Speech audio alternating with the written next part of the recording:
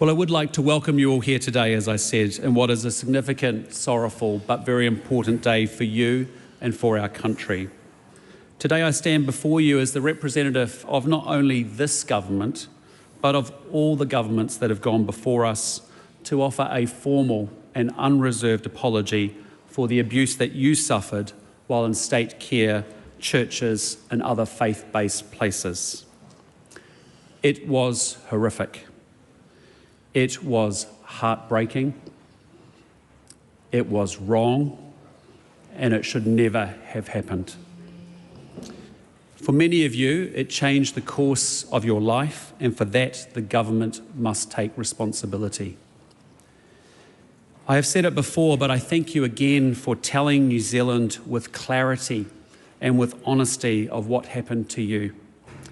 The Royal Commission of Inquiry into the abuse in state care was the largest, the longest, and the most complex public inquiry ever held in New Zealand.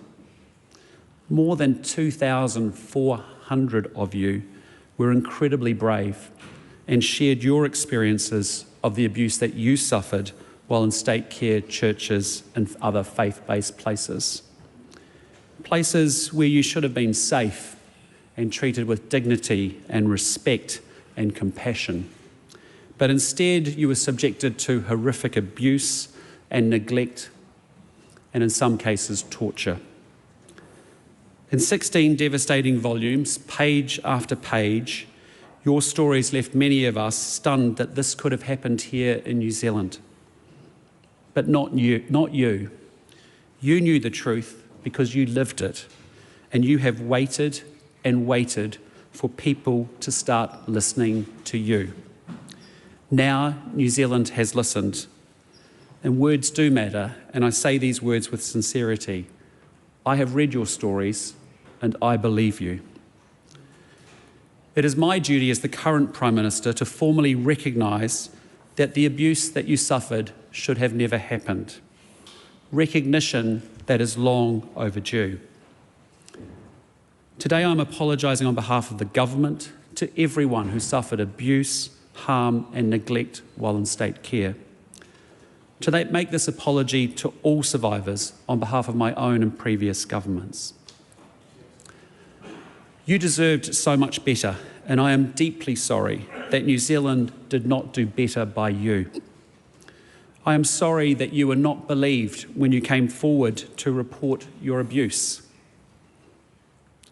I am sorry that many bystanders, staff, volunteers and carers turned a blind eye and failed to stop or report abuse. I am sorry that the state's oversight of people in care was so poor. I am sorry that many abusers were not made to face justice, which meant that other people experienced abuse that could have been prevented. I am sorry that the state did not act quickly and boldly enough to put much better protection in place for people in all care locations, and that those acting on behalf of the Crown lost sight of you, the people behind the claims. Everyone in care was vulnerable to abuse, but some people suffered even more because of who they are and were. Many Māori, Pacific, deaf and disabled people suffered harsher treatment than others. Māori and Pacific children suffered racial discrimination and disconnection from their families, language and culture. Blind children were denied access to Braille books. Deaf children were punished for using sign language. Children and vulnerable adults with intellectual disabilities were not supported to learn or communicate. Some children and adults in care were targeted because of their sexual orientation or gender identity. Some mothers were pressured or coerced by the state to give up their babies for adoption, often leading to long years of mental suffering for them and their children that they were forced to give up. To all of you, I am sorry. I acknowledge the abuse had a devastating impact, not only on you, but also the people closest to you. your partners, children and grandchildren. Some parents were told that putting their children into state care was the right thing to do. Very often it was not. To those parents, I am sorry that we did not care for your children as if they were our own. To those of you who were tortured at Lake Alice, young, alone, and subjected to unimaginable pain, I am deeply sorry. I'd like to acknowledge those that are not alive to hear this apology. Today we feel you are here with us, and I extend this apology to you, your families and whānau. I want to acknowledge those of you who struggled to get help from government agencies when you came forward to report your abuse. This has meant that you have had to relive your trauma over and over again. Agencies should have done better and must commit to doing so in the future. Many of you were denied knowledge of what happened to you because record keeping during your time in care was so poor or deliberately inaccurate. Your own personal information was often withheld, destroyed, lost, or wrong, or incomplete.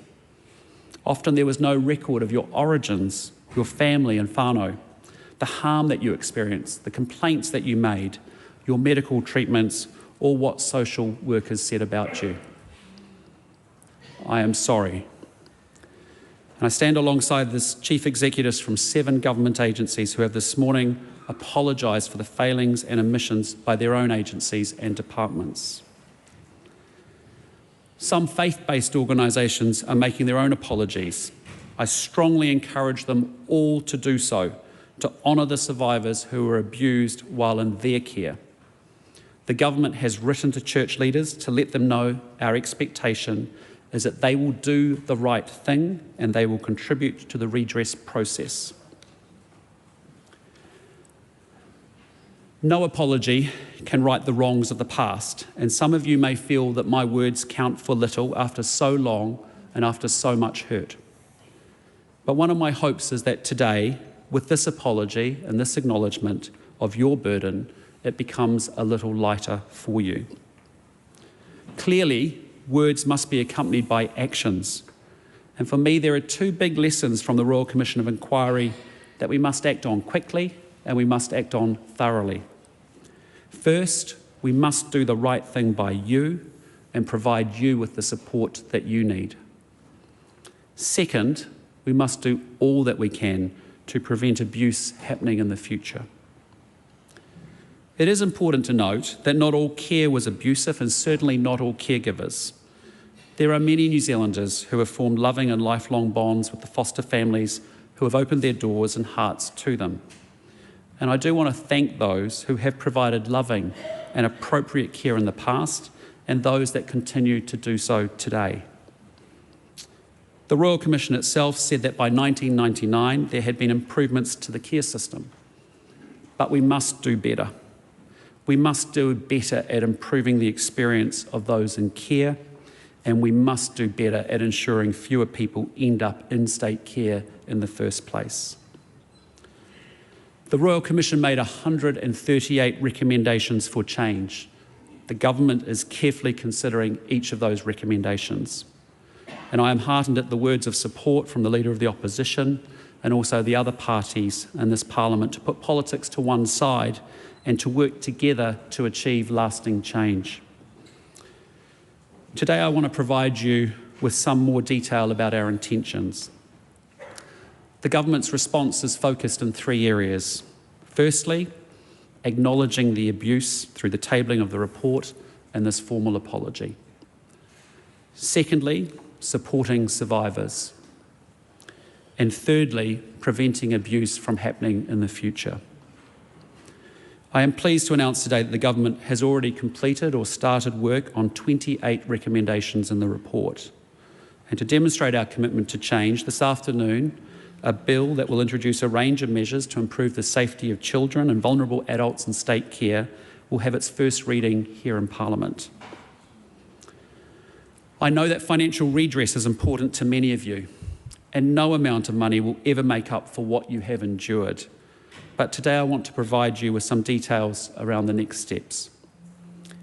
Many of you understandably do not want to engage with the current redress system. Some parts of it are 20 years old and it can take up to 5 years for your claims to be addressed. However, there are also 3,500 of you who are engaging with the current system. So today I'm announcing the government will invest an additional $32 million to increase capacity in the current system while we work quickly on the new redress system. This funding will increase resources and help ensure the system is more responsive to your needs now. But I also want to assure you today that it is our intention to have a new single redress system operating next year. And while financial redress is important to some of you, others of you are looking for easier access to support services. And so the government will establish a $2 million fund that will support organisations that are already working well with you as survivors. And this will help you to navigate and access the support that you need more easily. One of the most important things we can do in light of the Royal Commission of Inquiry is to improve the safeguards to prevent the abuse of children and vulnerable adults in care. The system has already improved markedly since the 50-year period to 1999 that the Royal Commission focused upon. Back then, many people who in care were in large institutions. Today, the vast majority are in the care of households or small-scale community-based care places. There have been improvements in areas like professional standards, staff training and vetting, and complaints procedures. But the Royal Commission made a number of recommendations around further improvements which the government will carefully consider. We have started the process to remove the ability to strip search children in care, provide new search powers for people visiting youth justice facilities, and to strengthen restrictions for people working with young children. We will also change the Crimes Act to better recognise disabled people and will improve record keeping in government agencies.